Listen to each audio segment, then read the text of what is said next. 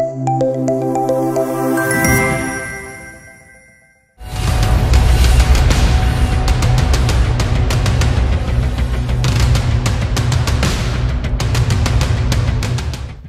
ప్రభుత్వంలో ఉద్యోగుల వెతలు అన్నీ ఇన్ని కావు. ఫస్ట్ తేదీన జీతాలు తీసుకునే స్థాయి నుంచి ఈ నెల జీతం వస్తుందా లేదా అనే స్థితికి దిగజారిపోయారు. జగన్ సర్కారు చేసిన పనికి ప్రభుత్వ ఉద్యోగులు చాలా మంది లోన్లు కట్టలేక డిఫాల్టర్స్ గా మారిపోయారు. ఇప్పుడు కొత్త లోన్లు తీసుకుందామంటే గవర్నమెంట్ ఎంప్లాయీ అయి ఉండి కూడా అనర్హతకు గురవుతున్నారు. దీంతో తమ దీన స్థితిని సీఎం చంద్రబాబు దృష్టికి తీసుకువెళ్లేందుకు ప్రయత్నించాలని ఉద్యోగ సంఘాలపై ఒత్తిడి తీసుకొస్తున్నారు. సీఎం సార్ మమ్మల్ని ఆదుకోండి ప్లీజ్ అంటున్నారు ఏపీ ప్రభుత్వ ఉద్యోగులు.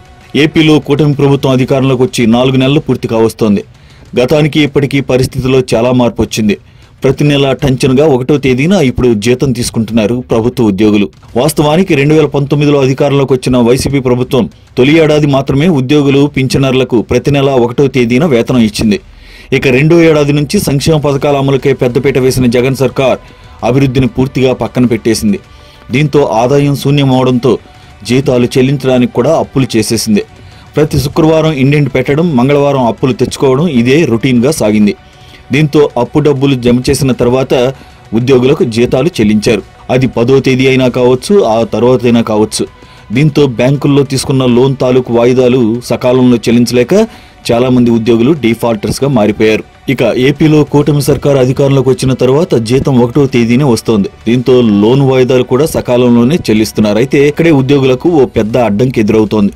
ప్రస్తుతం చాలా మంది పిల్లల చదువులు, గృహ అవసరాల కోసం మరోసారి బ్యాంకుల వద్దకు లోన్ కోసం వెళ్లిన సందర్భంలో విచిత్రమైన సమస్య ఎదురైంది. డిఫాల్టర్ కావడంతో కొత్త అప్పు ఇచ్చేది లేదని బ్యాంక్ అధికారులు తేల్చి చెప్పేస్తున్నారు.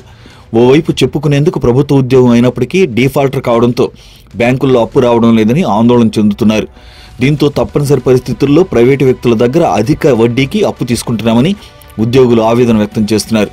ఈ విషయంపై ఇప్పటికే ఉద్యోగ సంఘాల నేతలకు ఫిర్యాదు చేసినప్పటికీ పెద్దగా ప్రయోజనం చేకూరలేదు. దీంతో పలువురు ఉద్యోగులు టీడీపీ కేంద్ర కార్యాలయంలో నిర్వహించే గ్రీవెన్స్ కు మంత్రి లోకేష్ నిర్వహిస్తున్న ప్రజా దర్బార్కు వెళ్లి ఫిర్యాదులు చేస్తున్నారు. సాధ్యమైనంత త్వరగా తమ సమస్య పరిష్కరించాలని వేడుకుంటున్నారు.